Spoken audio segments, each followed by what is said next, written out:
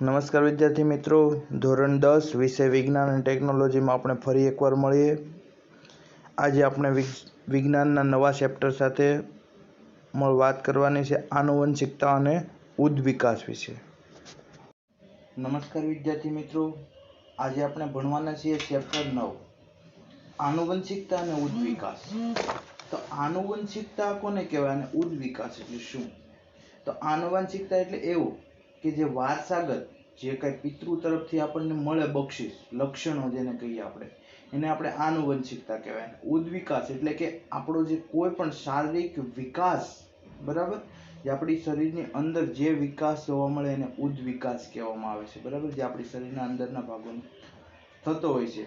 બરાબર, ઉંમરની સાથે સાથે આપણી શરીરની અવસ્થાઓમાં પણ જુદા જુદા પ્રમાણમાં ફેરફાર જોવા મળે છે. આપણે જોઈએ કે પ્રજનન ક્રિયાઓ દ્વારા નવા સજીવ ઉત્પન્ન થાય છે. આપણને બધાને ખબર છે. બરાબર, ને આગળનું ચેપ્ટર પણ આપણે ભણી ગયા કે પ્રજનન ક્રિયાઓ દ્વારા નવા સજીવ ઉત્પન્ન થાય છે જે પિતૃને સમાન હોય છે. કારણ કે એની ઉત્પત્તિ પિતૃમાંથી થાય એટલે માટે એના પિતૃની જેવા ગુણધર્મો એના મળે છે. પરંતુ તેઓ કેટલીક ભિન્નતાઓ એટલે કંઈક જુદાપણું ધરાવે છે. બરાબર, બે પિતૃ અને બાળક આ બંને વચ્ચે કંઈક ડિફરન્ટ જુદાપણું જોવા મળે છે. આપણે એ પણ ચર્ચા કરી કે અલિંગી પ્રજનનમાં પણ કેટલીક ભિન્નતાઓ કેવી રીતે ઉત્પન્ન થાય છે. અલિંગી પ્રજનન આપણે આગલા ચેપ્ટરમાં ભણી ગયા, લિંગી પ્રજનન અને અલિંગી પ્રજનન. બરાબર, તો અલિંગી પ્રજનનમાં પણ ભિન્નતા જોવા મળે છે, જ્યારે લિંગી પ્રજનનમાં પણ ભિન્નતા જોવા મળે છે. ઘણી સંખ્યામાં સફળ ભિન્નતાઓ લિંગી પ્રજનન દ્વારા પ્રાપ્ત થાય છે. બરાબર, ઘણી સંખ્યામાં સફળ ભિન્નતાઓ એટલે સફળ એટલે કે ચોક્કસ ભિન્નતાઓ લિંગી પ્રજનનમાં. લિંગી પ્રજનન થાય તો એમાં વધારે ડિફરન્ટ જોવા મળે. જો આપણે શેરડીના ખેતરનું અવલોકન કરીએ તો આપણને વ્યક્તિગત વનસ્પતિમાં ખૂબ જ ઓછી ભિન્નતાઓ જોવા મળે. બરાબર, તમે ગમે તે વનસ્પતિ લઈ લો, શેરડી લો, ઘઉં લો, કપાસ લો, તો બધા છોડ ઓલમોસ્ટ એક જેવા જ હોય છે, એક સરખા જ હોય. માનવ તેમજ મોટા ભાગના પ્રાણીઓ કે જે લિંગી પ્રજનન દ્વારા ઉત્પન્ન થાય છે. બરાબર, ઘણા બધા સજીવો એવા છે કે જે લિંગી પ્રજનન દ્વારા, બરાબર, જે પ્રજનનની પ્રક્રિયા છે એ લિંગી પ્રજનન દ્વારા થાય છે. આમ વ્યક્તિગત સ્તરે અનેક ભિન્નતાઓ દ્રશ્યમાન બને છે. દ્રશ્યમાન એટલે કે આપણે જોઈ શકીએ છીએ. બરાબર, આપણે જોઈએ તો આપણા મમ્મી પપ્પા અને આપણામાં ઘણો ડિફરન્ટ હોય છે. બરાબર, જે આપણે નરી આંખે જોઈ શકતા હોય છે.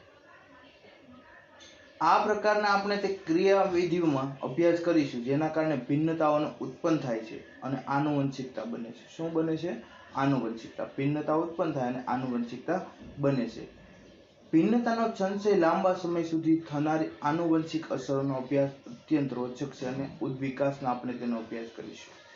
બરાબર, આ ભિન્નતા કઈ રીતે ઉત્પન્ન થાય ને એનો અભ્યાસ ખૂબ જ ઇન્ટરેસ્ટિંગ છે. બરાબર, એમ મજા આવ્યો છે. બરાબર, એટલે આપણે આનુવંશિકતામાં વાત કરીશું અને ઉદ્વિકાસમાં એનું વધારે ડીપમાં ચર્ચા કરીશું. હવે ત્યાર પછી ટોપિક છે પ્રજનન દરમિયાન ભિન્નતાનું સંચયન. પ્રજનન દરમિયાન ભિન્નતાનું સંચયન એટલે પ્રજનન ક્રિયા દરમિયાન ભિન્નતા કઈ રીતે જોવા મળે છે? તો પૂર્વ અસ્તિત્વ ધરાવતી પેઢીમાંથી આનુવંશિકતા સંતતિને એક આધારિત શરીર બંધારણ તેમજ કેટલીક ભિન્નતાઓ પ્રાપ્ત થાય છે. બરાબર, જેમ કે પૂર્વજો દ્વારા. બરાબર, આ મેઇન ભિન્નતા છે એ ક્યાંથી મળવાની? આપણને પૂર્વજો દ્વારા. હવે થોડુંક વિચારે કે આ નવી પેઢીના પ્રજનનનું પરિણામ શું બને છે? નવી પેઢી એટલે કે આજની પેઢી, બરાબર, એનું શું બને છે? એની કઈ રીતની ડિફરન્ટ એટલે કે ભિન્નતા જોવા મળે છે? જે બીજી પેઢીમાં પહેલી પેઢીથી આવતી ભિન્નતા તેમજ કેટલીક નવી ભિન્નતાઓ ઉત્પન્ન કરશે. બરાબર, હવે તમારા દાદા, એનાથી તમારા પપ્પા અને એનાથી તમે, બરાબર, આ ત્રણ પેઢી થઈ. તો ત્રણેય પેઢીમાં તમારા દાદા સાથે તમારી કમ્પેરિઝન કરો તો તમને ઘણી ભિન્નતા જોવા મળે છે, ઘણું ડિફરન્ટ જોવા મળે છે. બરાબર, આકૃતિમાં તે સ્થિતિને દર્શાવેલી છે. અહીંયા તમે આકૃતિમાં જુઓ. બરાબર, તો અહીંયા જે આપેલું છે એ તમારા પૂર્વજ, દાદા મીન્સ આપણે કહીએ, એને બે સંતતિ હોય.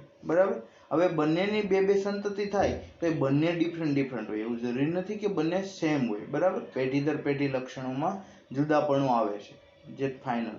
બરાબર, એટલે જેવી રીતે સમય જાય, બરાબર, એવી રીતે પરિસ્થિતિ રહેણી કરણી આવા ઘણા જ ભિન્નતાઓ જોવા મળે છે. બરાબર. માત્ર સજીવ પ્રજનન કરે છે, જેમ કે અલિંગી પ્રજનનમાં થાય છે. જો એક જીવાણુ વિભાજિત થાય છે તો પરિણામ રૂપે 2 જીવાણુ ઉત્પન્ન થાય છે. રાઈટ. આપણે જેમ કે વાત કરીએ અળસિયું, બરાબર, અળસિયાને કાપવામાં આવે વચ્ચેથી તો 2 અળસિયા થાય છે, એટલે મીન્સ 2 સજીવો ઉત્પન્ન થાય છે. રાઈટ. એવી જ રીતે અમીબાનું પણ એવું છે, જે પુનઃ વિભાજન થઈને 4 સ્વતંત્ર જીવાણુ ઉત્પન્ન કરે છે. શું કરે છે?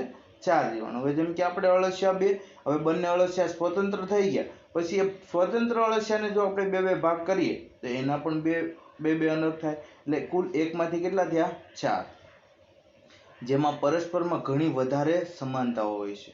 બરાબર. કારણ કે અહીંયા અલિંગી પ્રજનન છે એટલે સમાનતા જોવાની, કારણ કે એનો જ અંશ છે એટલા માટે. તેમાં પરસ્પર ખૂબ જ ઓછી ભિન્નતા હોય છે, જેમ કે ડીએનએ પ્રવૃત્તિ ડીએનએનું સ્વયં જનનના સમયે ન્યૂનતમ ખામીઓને કારણે ઉત્પન્ન થઈ છે. બરાબર. ઓછામાં ઓછી ખામી હોય છે, પરંતુ જો લિંગી પ્રજનન થાય તો વિવિધતા અપેક્ષિત અને વધારે હોય છે. જો લિંગી પ્રજનન થાય તો વિવિધતા એટલે કે જે જુદાપણું છે કેવું હોવાનું? વધારે હોય છે. તેના વિષયમાં આપણે આનુવંશિકતાના નિયમોની ચર્ચાના સમયે જોઈશું. બરાબર. જ્યારે આપણે આનુવંશિકતાના નિયમની ચર્ચા કરીશું ત્યારે એની વિશે વધારે ડીપમાં જોઈશું કે આ ભિન્નતા શાના કારણે એટલી બધી જોવા મળે છે. બરાબર. તો એ ભિન્નતા છે એ શાના કારણે મળે? ડીએનએ. મેઇન ભિન્નતાનો જવાબદાર કોણ છે? ડીએનએ.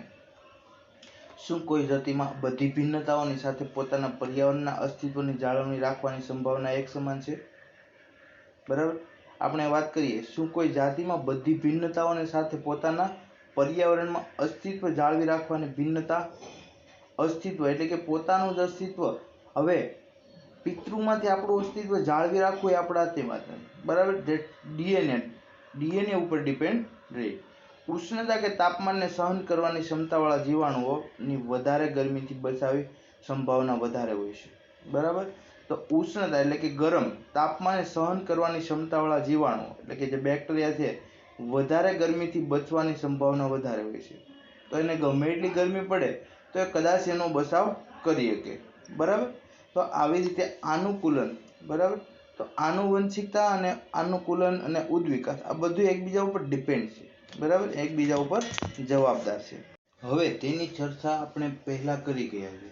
બરાબર. આનુવંશિકતા વિશે આપણે આગળ વાત કરી ગઈ.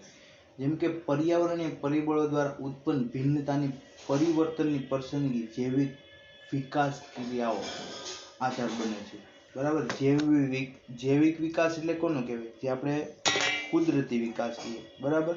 જે દરેક સજીવનો વિકાસ સમય સાથે સતત ને સતત ચાલ્યા કરે છે. બરાબર. આપણો ગ્રોથ થતો હોય, આપણે જોઈએ કે આપણી નાની ઉંમરમાં નાના બાળકો હોય, બરાબર, કેટલા આપણે નાના દેખાય, પરંતુ જેવી રીતે ઉંમરનો વધારો થતો જાય, મીન્સ ટાઈમનો વધારો થતો જાય, એવી રીતે આપણા શરીરમાં પણ જુદા જુદા પરિવર્તનો જોવા મળે છે. બરાબર. જુદાપણું જોવા મળે છે. તો આ કાંઈક જુદાપણું જે જોવા મળે છે, જુદાપણું જે દેખાય છે, બરાબર, જેને શું કહેવાય છે? ભિન્નતા. બરાબર. તો એ બધું શાના ઉપર ડિપેન્ડ હોય? આપણું ડીએનએ ઉપર ડિપેન્ડ હોય છે. હવે ત્યાર પછી આપણે મેઇન ટોપિક છે આપણો આનુવંશિકતા. બરાબર. આપણે ટોપિક પર આવીએ. આપણું ટોપિકનું નામ છે આનુવંશિકતા. પ્રજનન ક્રિયાનું સૌથી મહત્વપૂર્ણ પરિણામ નથી સંતતિના સજીવોની સમાન ડિઝાઇન કે બંધારણ હોતું. આનુવંશિકતા નિયમમાં આ પ્રક્રિયાનું નિર્ધારણ કરે છે કે જેના દ્વારા વિવિધ લક્ષણો પૂર્વ વિશ્વસનીયતાથી સાથે વંશ પરંપરાગત બને છે. આવો આ નિયમોને ધ્યાનપૂર્વક અભ્યાસ કર્યો. એટલે કે આનુવંશિકતા છે ને વંશ પરંપરાગત. જેમ કે આપણા દાદાના લક્ષણ આપણા પપ્પામાં થોડા આવે, આપણા પપ્પાના આપણામાં આવે, અને આપણી સંતતિ હોય તો આપણે એમાં આગળ આવે. બરાબર. એટલે એમ સતત ને સતત આ લક્ષણોનું પુનરાવર્તન. બરાબર. અમુક લક્ષણો નાશ થતા હોય, અમુક નવા લક્ષણો ઉમેરાતા હોય. આવી રીતે સતત ને સતત આનુવંશિકતા ચાલ્યા કરે છે. બરાબર. જેટલા લક્ષણો ઉમેરાય, બરાબર, એમ અમુક લક્ષણો બાદ થઈ જાય, એટલે ઇક્વાલિટી રહે. એટલે જ આપણા દાદા અને આપણે વચ્ચે ખાસ તો ડિફરન્સ જોવા મળે. બરાબર. એટલે કે ખૂબ જ વધારે ફેરફાર જોવા મળે છે, જેના એને આનુવંશિકતા કહેવાય. બરાબર. તો એ પહેલું આપેલું છે આનુવંશિકતાના લક્ષણો. તો વાસ્તવમાં સમાજના તેમજ ભિન્નતાઓનો આપણે શું અર્થ કરીએ છીએ? આપણે જાણીએ છીએ કે બાળકમાં માનવના બધા જ આધારભૂત લક્ષણ હોય છે, બરાબર. બાળકમાં માનવના બધા આધારભૂત લક્ષણ હોય છે, છતાં પણ પૂર્ણ સ્વરૂપે તેના પોતાના પિતૃઓ જેવો દેખાતો નથી, રાઈટ. હવે બધું જ હોય સેમ, પણ એના પપ્પા જેવો સેમ દેખાય તો જરૂરી નથી. કોઈ પણ સંતતિ સ્ત્રી હોય કે પુરુષ હોય, બરાબર, સેમ મમ્મી કે પપ્પા જેવું દેખાય જરૂરી નથી. હા, થોડા લક્ષણો મળે, થોડો ચહેરો મળતો હોય, પણ સંપૂર્ણ મમ્મી પપ્પા જેવું મળે એ જરૂરી નથી, બરાબર. તો પિતૃઓ જેવા દેખાતા નથી અને માનવ વસ્તીમાં આ ભિન્નતા સ્પષ્ટ દેખાય છે, બરાબર. હવે આ બધી ભિન્નતાઓ, જુદાપણું જે આપણે કહીએ તે બધામાં જરૂરી નથી, બરાબર.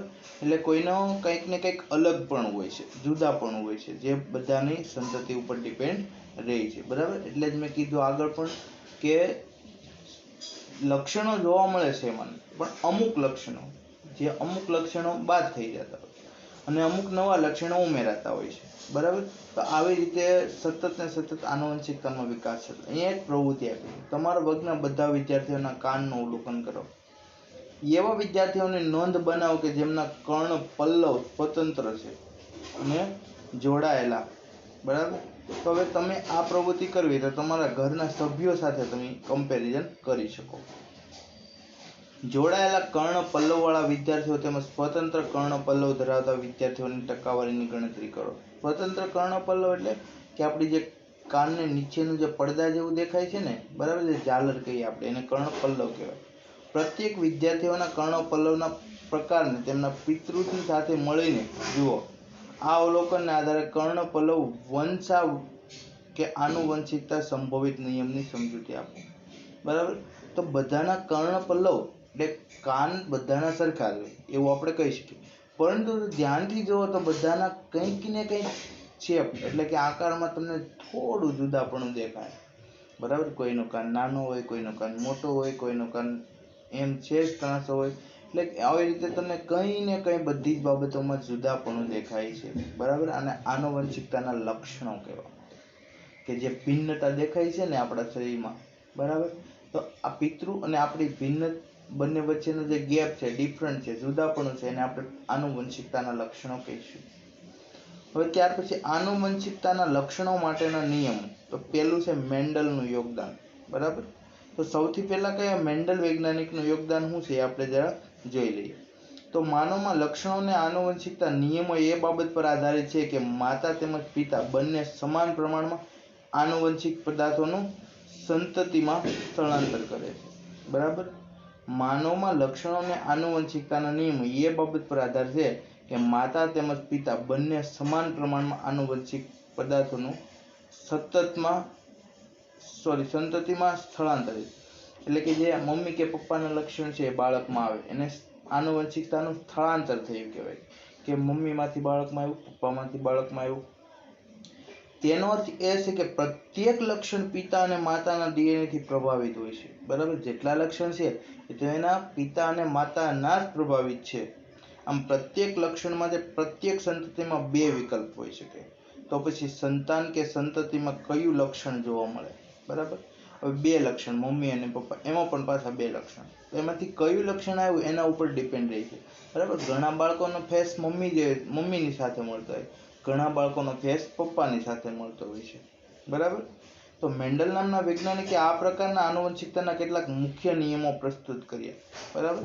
આ આનુવંશિકતા માટેના કેટલાક નિયમો એ પ્રસ્તુત કર્યા, બરાબર. એટલે એને મેન્ડલનું યોગદાન કહેવાય. તેમના પ્રયોગો વિશે જાણવું અત્યંત રોચક એટલે કે આવશ્યક છે કે જે તેમણે લગભગ શતાબ્દીથી પણ પહેલા કર્યા હતા. શતાબ્દી એટલે કે 100 વર્ષ પહેલા પણ કર્યા હતા, બરાબર. તો આવી રીતે સતત ને સતત એના આનુવંશિકતાનો લક્ષણો વિશે ખૂબ જ ટિપ્પણી કરી, એટલે કે ખૂબ ઊંડાણપૂર્વક અભ્યાસ કરી અને એમને આ લક્ષણોનું યોગદાન આપેલું છે. મેન્ડલે વટાણાના છોડના અનેક વિરોધાભાસી લક્ષણોનો અભ્યાસ કર્યો. વિરોધાભાસી એટલે કે જે લક્ષણો, બરાબર, કે ડિફરન્ટ જુદાપણું શું છે એના વિશે અભ્યાસ કર્યો, બરાબર. કે જે સ્થૂળ સ્વરૂપે દેખાઈ આવે છે. સ્થૂળ એટલે કે સ્થાયી સ્વરૂપે. ઉદાહરણ તરીકે ગોળાકાર બીજ, ખરબસડા બીજ, ઊંચો છોડ, નીચો છોડ, સફેદ પુષ્પ, જાંબલી પુષ્પ વગેરે તેમણે ભિન્ન લક્ષણોવાળા વટાણાના છોડને લીધા. બરાબર, આવો વટાણામાં એ જુદાપણું વિચાર્યું. બરાબર, જે મેન્ડેલે છે એ ભિન્નતા વિશે અભ્યાસ કર્યો. તો એને અહીં વટાણાનો અભ્યાસ કર્યો કે કેવા કેવા ટાઈપના વટાણા હોય. તો ઊંચા છોડ, નીચા છોડ, સફેદ ફૂલ, જાંબલી ફૂલ, આવા અનેક પ્રકારની ભિન્નતાઓ વિશે એમને જોયું. બરાબર, જેમ કે ઊંચો છોડ અને નીચા છોડ તેમાંથી પ્રાપ્ત બાળ પેઢીમાં ઊંચા તેમજ નીચા છોડની ટકાવારીની ગણતરી કરો. બરાબર, હવે ઊંચા છોડમાંથી કેટલા ઊંચા છોડ પ્રગટ થયા, કેટલા નીચા થયા, નીચા છોડમાંથી કેટલા ઊંચા થયા, કેટલા નીચા થયા. બરાબર, આવી રીતે સતત ને સતત એ અભ્યાસ કર્યો. તો પ્રથમ બાળ પેઢી અથવા તો F1 પેઢીમાં કોઈ પણ છોડ મધ્યમ ઊંચાઈના ન હતા. પ્રથમ બાળ પેઢીમાં. બરાબર, એટલે કે પ્રથમ એટલે કે પહેલા છોડમાંથી છે જે બીજો છોડ ઉગાયો એમાંથી કોઈ પણ છોડ મધ્યમ ઊંચાઈના ન હતા. બધા છોડ ઊંચા હતા. કેવા હતા? ઊંચા હતા. આનો અર્થ એ થાય કે બે લક્ષણોમાંથી માત્ર એક જ પિતૃ લક્ષણ જોવા મળે છે. બરાબર, કારણ કે ઊંચો છોડ હતો, નીચો છોડ હતો, એમાંથી બધા છોડ કેવા મળ્યા? ઊંચા. તો આ બંને લક્ષણોથી મિશ્ર અસર પણ જોવા મળે નથી. બરાબર, એટલે કે મધ્યમ કદનો હોય એવો છોડ પણ એને જોવા મળ્યો ન હતો. બધી સંતતિ કેવી મળી? ઊંચી જોવા મળી. તો પછીનો પ્રશ્ન એ થાય કે છે શું F1 પેઢીના બધા છોડ પોતાના પિતૃની જેમ ઊંચા છોડ પૂર્ણ રીતે સમાન હતા? બરાબર, બધા છોડ એક જ સમાન છે. મેન્ડેલના પ્રયોગમાં બે પ્રકારના પિતૃક લક્ષણો ધરાવતા છોડ જેમને F1 પેઢીના બધા છોડ સ્વપરાગનયન દ્વારા ઉગાડવામાં આવ્યા હતા. જે પિતૃક પેઢીના છોડથી પ્રાપ્તિ બધી સંતતિ પણ ઊંચા છોડની હતી. કેવી હતી? બધા જ છોડ ઊંચા, કારણ કે ઊંચામાંથી જે વામન એટલે નીચું થાય. બરાબર, તો આ બંનેની સંતતિ જે છે બધી કેવી મળી? ઊંચા. પરંતુ F1 પેઢીના ઊંચા છોડની બીજી પેઢી એટલે કે F2. બરાબર, હવે F1 ના બધા છોડ જે ઊંચા હતા, ઊંચા અને નીચા બે છોડનું જે સ્વપરાગનયન થાય અને પ્રજનન થયું, એમાંથી બધા છોડ કેવા મળ્યા? ઊંચા મળ્યા. હવે ત્યાર પછી એ બધા છોડ ઊંચા મળ્યા એની વાત કરીએ તો એની જે સંતતિ છે, એની પેઢી છે, બધા છોડ ઊંચા હોતા નથી. એટલે કે તેમાંથી 1/4 એટલે 1/4 સંતતિ નીચા છોડની હતી. બરાબર, 4 છોડ વાવ્યા હોય તો 1/4 એટલે કે એક છોડ નીચો હોય, બાકીના 3 છોડ કેવા હોય? ઊંચા. ક્યારે? કે જ્યારે બીજી F2 બીજી સંતતિ હોય ત્યારે. જ્યારે પહેલી સંતતિની વાત કરીએ તો બધા છોડ કેવા હોય? એક સમાન એટલે કે ઊંચા હતા. અને જ્યારે બીજી સંતતિની વાત કરીએ તો 1/4 એટલે જેમ કે 100 છોડ વાવ્યા હોય તો 25 છોડ કેવા હોય? નીચા હોય અને બાકીના છોડ ઊંચા હોય. એટલે 1/4 આપણને જોવા મળે છે. આ દર્શાવે છે કે F1 પેઢીના છોડ દ્વારા ઊંચા તેમજ નીચાણવાળા બંને લક્ષણોનું વહન થયું હતું. બરાબર, F1 પેઢીના છોડ દ્વારા, બરાબર, જે પહેલી પેઢી એમાં બંને છોડના લક્ષણોનું વહન થયું, પરંતુ માત્ર ઊંચાપણાનું લક્ષણ જ વ્યક્ત કે અભિવ્યક્ત થઈ શક્યું હતું. બરાબર, કારણ કે F1 પેઢીમાં જેટલા હતા બધા મોટા છોડ થયા. એટલે પરિવહન તો બંને લક્ષણોનું થયું, પણ માત્ર અભિવ્યક્ત એટલે દેખાડો કેનો થયો? ખાલી મોટા છોડનો. બરાબર, નાના છોડ એક પણ થયા નથી. આમ લિંગી પ્રજનન કે પરફલન દ્વારા ઉત્પન્ન થનાર સજીવોમાં કોઈ પણ પ્રકારની બે પ્રતિકૃતિઓ, બે કારણો હોય છે. બરાબર, બે પ્રતિકૃતિઓ છે કે જે બે કારણો હોય છે કે જે આનુવંશિકતામાં વહન પામે છે. અને આ બંને એક સમાન સમય હોય છે. કેવો હોય છે? બંનેનો એક સમાન સમય હોય છે. અથવા બંને ભિન્ન પણ હોઈ શકે, એટલે કે બંને જુદા જુદા પણ હોઈ શકે, બંને અલગ અલગ પણ હોઈ શકે છે. જે તેમના પિતૃ ઉપર નિર્ભર છે. શાના પર ડિપેન્ડ છે? એના પિતૃ, એટલે કે એના જે પિતૃ છોડ છે એની ઉપર બધું જ આધાર રાખે છે. આ પરિકલ્પનાને આધારે આનુવંશિકતાની એક આકૃતિ અહીંયા જો તમને 9.3 માં દર્શાવી છે કે જો પહેલા એક મોટો છોડ લીધો, પછી એક વામન એટલે કે નાનો છોડ લે, તો એમાંથી બધી સંતતિ મળી કેવી મળી? બધી મોટી મળી. હવે આ બે મોટા છોડ લ્યો, બંને જે સંતતિ મળી એની વાત કરીએ તો એમાં પ્રજનન થાય તો આપણને શું કર્યું? 1/4 આપણને નાનો, એટલે એક છોડ નાનો મળ્યો, 3 છોડ મોટા મળ્યા. તો આવી રીતે એમાં સતત ને સતત આનુવંશિકતાનો વિકાસ થાય છે. તો આ મેન્ડેલે આ પ્રયોગ દ્વારા સાબિત કરેલું. હવે ત્યાર પછી એક પ્રવૃત્તિ આપી. અહીંયા 9.3 માં આપણે કયો પ્રયોગ કરીએ છીએ કે જેનાથી તે સુનિશ્ચિત થાય છે કે F2 પેઢીમાં વાસ્તવમાં ટીટી ટી સ્મોલ ટી, બરાબર. સ્મોલ ટીટી એટલે શું હતું? વામન.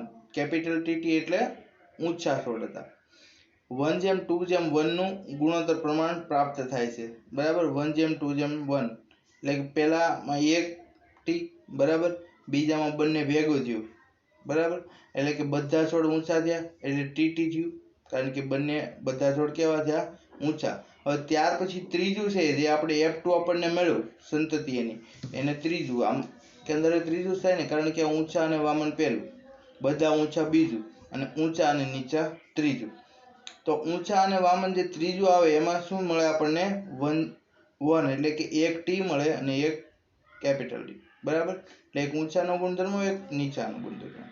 આ પ્રવૃત્તિ ટીટી અને ટી સ્મોલ ટી બંને છોડ ઊંચા છે, જ્યારે માત્ર ટીટી ધરાવતો છોડ છે, જે બીજા શબ્દોમાં કહીએ તો ટી એકલા છોડને ઊંચા બનાવવા માટે પર્યાપ્ત છે, જ્યારે નીચાણવાળા માટે સ્મોલ ટીના બંને વિકલ્પ કારણો જોઈએ. ટી ધરાવતા લક્ષણને પ્રભાવિત લક્ષણ કહેવાય છે, જ્યારે જે લક્ષણ ટી સાથે સંકળાયેલ છે તેને અપ્રભાવિત કે પ્રચ્છન્ન લક્ષણ કહેવાય છે, બરાબર. તો આવી રીતે જુદા જુદા લક્ષણો એનામાં સતત ને સતત જોવા મળે છે.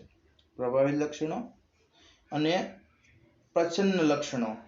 જે અહીંયા આકૃતિ 9.4 માં કયું લક્ષણ પ્રભાવી છે અને કયું લક્ષણ પ્રસન્ન છે તેના વિશે તમને અહીંયા બતાવેલું છે, બરાબર. જે આપણને એના આનુવંશિકતાના લક્ષણોના આધારે ખબર પડે છે.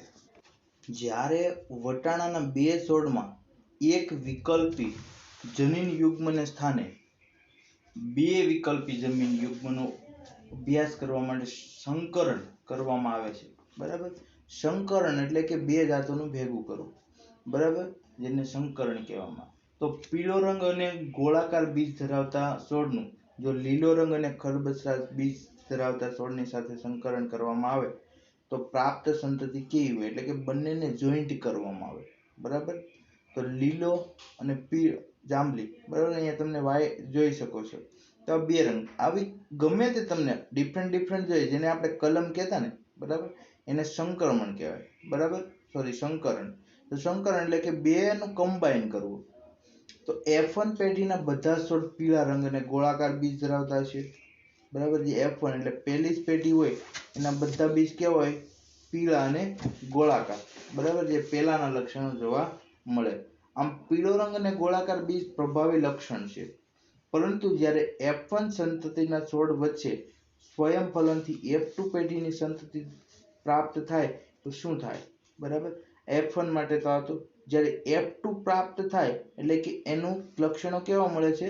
બંનેના લક્ષણો હોય છે, બરાબર. F1 માં ખાલી માત્ર એકના લક્ષણો જોવા મળે છે, જ્યારે F2 છે એમાં બંનેના લક્ષણો જોવા મળે છે. જેમ કે મેન્ડેલ દ્વારા કરવામાં આવેલ પહેલા પ્રયોગને આધારે આપણે કહી શકીએ કે F2 સંતતિના કેટલાક છોડ પીળા રંગના ગોળાકાર બીજ ધરાવતા હોય અને કેટલાક છોડ લીલા રંગના અને ખરબચડા બીજ ધરાવતા હોય. એટલે કે બંનેના લક્ષણો જોવા મળે. શાની અંદર? F2 ની અંદર. કારણ કે આપણે આગળ પ્રયોગમાં જોયેલું કે F2 ની અંદર શું હતું કે જે 4 છોડ હતા એમાંથી 1/4 છોડ હતા એ કેવા હતા?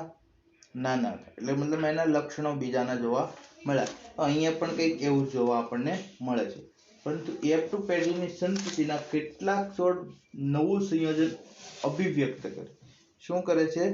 નવું સંયોજન અભિવ્યક્ત, એટલે કે કંઈક અલગ જ સંયોજન જોવા આપણને મળે છે, જેનાથી કેટલાક છોડ પીળા રંગના અને ખરબચડા બીજ ધરાવતા અને કેટલાક છોડ લીલા રંગના અને ગોળાકાર બીજ ધરાવતા, બરાબર. બંનેના લક્ષણોનું કમ્બાઈન થઈ ગયું છે. આમ પીળા રંગનું અને લીલા રંગનું લક્ષણ અને ગોળાકાર બીજ એમ ખરબચડા બીજનું લક્ષણ સ્વતંત્ર રીતે આનુવંશિકતા પામે છે. આનુવંશિકતા એટલે કે સ્થાપના, બરાબર. પોતાની જાતે જ એનું નિર્માણ થાય છે. એક વધુ ઉદાહરણ અહીં આકૃતિમાં તમને દર્શાવેલું છે, બરાબર. જે 9.5 જુઓ તો તમને શું બતાવે છે કે બરાબર એક લીલો અને એક પીળો બે છોડ લઈએ તો એમાં F1 માં ખાલી તમને પીળાના જ લક્ષણ મળ્યા, બરાબર.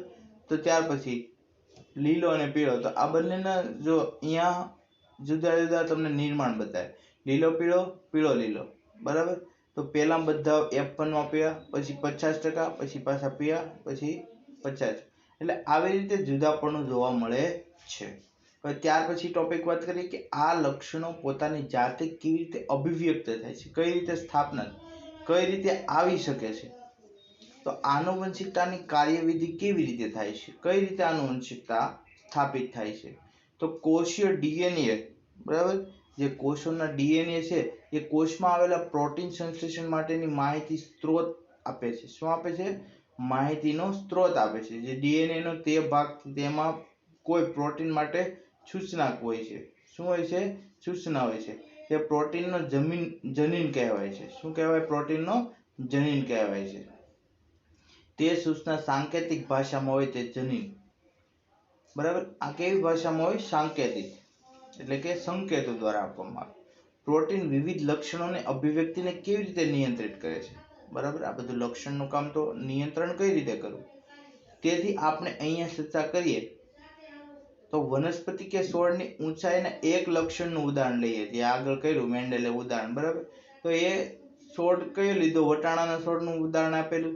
તો આપણે જાણીએ છીએ કે વનસ્પતિમાં કેટલાક અંતઃસ્ત્રાવો, બરાબર, અંતઃસ્ત્રાવો તો બધામાં હોવાના, જે ઊંચાપણાનું નિયંત્રણ કરે. શું કરે છે? ઊંચાપણાનું નિયંત્રણ. હવે આપણે જોઈએ કે ઘણા બાળકોમાં પણ આવું જોવા મળે છે. મમ્મી અને પપ્પા મોટા હોય તો બાળક ક્યારેક નાનું બની હોય, બરાબર, બાળક નાનું રહે છે. તો આવા કોઈ છોડના ઊંચાણવાળા આવેલા તે અંતઃસ્ત્રાવના પ્રમાણમાં પણ નિર્ભર છે. અંતઃસ્ત્રાવ કેટલા પ્રમાણમાં રિમૂવ થયો, એટલે કેટલો પ્રમાણમાં ઉત્પન્ન થયો, એની ઉપર ડિપેન્ડ રહે. વનસ્પતિના અંતઃસ્ત્રાવનું પ્રમાણ તેની ક્રિયાની કાર્યક્ષમતા પર નિર્ભર છે. શાના પર? ક્રિયાની કાર્યક્ષમતા પર નિર્ભર છે, જેના દ્વારા તેની ઊંચાઈ નક્કી થાય છે. ઉત્સેચક અને આ ક્રિયા માટે મહત્વપૂર્ણ છે કે જો આ ઉત્સેચક કાર્યક્ષમ રીતે કાર્ય કરે તો અંતઃસ્ત્રાવ પર્યાપ્ત માત્રામાં, પર્યાપ્ત એટલે કે જરૂરી માત્રામાં નિર્માણ થાય અને છોડ ઊંચો થાય છે. કેવો થાય છે? છોડ ઊંચો થાય છે. જો આ પ્રોટીનના જમીનમાં કોઈ પરિવર્તન આવે તો નિર્માણ પામનારા પ્રોટીનની કાર્યક્ષમતા પર અસર પડે છે. શાના પર અસર પડે છે? નિર્માણ પામતા છોડની કાર્યક્ષમતા ઉપર અસર પડે છે. તેની કાર્યક્ષમતા ઘટે છે. શું થાય છે? ધીરે ધીરે કરતી કાર્યક્ષમતા ઘટે છે. આમ જો નિર્માણ પામનારા અંતઃસ્ત્રાવની માત્રા પણ ઓછી થાય તો છોડ નીચો બને છે. અંતઃસ્ત્રાવ ઓછું મળે એટલે છોડ નીચો રહે, અને અંતઃસ્ત્રાવ જો વધારે મળે એટલે છોડ કેવો થાય? ઊંચો થાય. આમ જનીનના લક્ષણોને નિયંત્રિત કરે છે. હવે મેન્ડેલના પ્રયોગના અર્થઘટનને સમજવા તેની આપણે ચર્ચા કરી રહ્યા હતા, તે સાચું છે, બરાબર. મેન્ડેલે પણ કંઈક આવું જ કહ્યું હતું કે જેની ચર્ચા આપણે અગાઉના પ્રકરણમાં પણ કરી ગયા કે લિંગી પ્રજનન દરમિયાન ડીએનએના પિતૃનું સમાન રીતે યોગદાન હોય છે, બરાબર. લિંગી પ્રજનન હોય તો એમાં પિતૃ વગર નવી સંતતિનું નિર્માણ થતું નથી. જો બંને પિતૃઓ સંતતિના લક્ષણોનું નિર્ધારણ કરવામાં મદદરૂપ થાય છે તો બંને પિતૃઓ એક જ જનીનની એક જ પ્રતિકૃતિ સંતતિને આપે છે. શું આપે છે? એક જ પ્રતિકૃતિ આપે છે. આનો અર્થ એ થાય કે વટાણાના પ્રત્યેક છોડમાં બધા જ જનીનોનો 2 સેટ્સ હોય છે. શું હોય છે? 2 સેટ, એટલે 2 યુગ્મ હોય છે. પ્રત્યેક પિતૃ તરફથી એક સેટની આનુવંશિકતા થાય છે. જેમ કે આપણે વટાણામાં જોયું ને, કેપિટલ ટી, સ્મોલ ટી. એ રીતે 2 યુગ્મ હોય છે. એમાંથી એ પ્રમાણે ઉપર ડિપેન્ડ રહે છે. આ રીતને સફળ કરવા માટે પ્રત્યેક પ્રજનન કોષમાં જનીનનો માત્ર એક જ સેટ હોય છે. શું હોય છે? માત્ર એક જ સેટ હોય છે. જ્યારે સામાન્ય વનસ્પતિ કોષ દેહી કોષોમાં જનીનના સેટની 2 પ્રતિકૃતિ હોય છે. શું હોય છે? જનીનના 2 પ્રતિકૃતિઓ હોય છે. તો પછી જનન કોષમાં એનો એક સેટ કેવી રીતે બને છે? હવે પુરુષોમાં પણ 2 હોય અને સ્ત્રીઓમાં પણ 2 હોય, તો આનાથી એક કઈ રીતનું બને છે, બરાબર. તો આ દર્શાવતા પ્રયોગને સફળ થઈ શકતો નથી. તેનું મુખ્ય કારણ એ છે કે તેમાં લક્ષણ R અને Y, બરાબર, એમ 2 સેટમાં એકબીજા સાથે જોડાયેલા હોય છે. R અને Y સેટમાં સંલગ્ન રહે છે, એટલે કે એનાથી સ્વતંત્ર રીતે આનુવંશિકતા દર્શાવી શકાતી નથી. જેને આ સત્યને આધારે સમજી શકાય કે વાસ્તવમાં એક જનીન સેટ માત્ર ડીએનએ શૃંખલામાં રૂપમાં ન હોતા ડીએનએની અલગ અલગ સ્વતંત્ર રૂપે શૃંખલાઓ રૂપે હોય છે.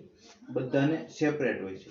જેનાથી પ્રત્યેકને એક રંગસૂત્રો કહેવાય છે. આમ પ્રત્યેક કોષમાં પ્રત્યેક રંગસૂત્રની બે પ્રતિકૃતિઓ હોય છે, જેમાંથી એક નર તથા બીજી માદા પિતૃ તરફથી પ્રાપ્ત થયેલી હોય છે. પ્રત્યેક પિતૃકોષથી રંગસૂત્રોની પ્રત્યેક જોડમાં માત્ર એક રંગસૂત્ર અને એક જનન કોષમાં આવેલ છે. બરાબર, એક રંગસૂત્ર અને એક જનન કોષ, બંનેમાંથી એક એક રિમૂવ થાય અને એનાથી જે બાળક તૈયાર થાય છે. જ્યારે બે જનન કોષોના સંલયન કે ફલન થવાની નિર્માણ પામેલા યુગ્મનમાં રંગસૂત્રોની સંખ્યા પુનઃ સામાન્ય થતી જાય છે અને સંતતિમાં રંગસૂત્રોની સંખ્યા નિશ્ચિત જળવાઈ રહે. શું થાય? રંગસૂત્રોની સંખ્યા નિશ્ચિત જળવાઈ રહે, જે જાતિના ડીએનએની સ્થાયીતાને સુનિશ્ચિત કરે છે. અને આનુવંશિકતાની આ ક્રિયાવિધિ મેન્ડેલના પ્રયોગના પરિણામને સમજી શકાય છે. તેનો ઉપયોગ લિંગી પ્રજનન કરનારા બધા સજીવો કરે છે, પરંતુ અલિંગી પ્રજનન કરનારા સજીવોમાં પણ આનુવંશિકતા આ નિયમોનું પાલન થાય છે. બરાબર, જેમાં અલિંગી થાય એમાં પણ આ નિયમનું પાલન તો થાય છે. બરાબર, આનુવંશિકતા કેવી રીતે થાય હવે એ આપણે નેક્સ્ટ લેક્ચરમાં જોઈશું. ધન્યવાદ મિત્રો.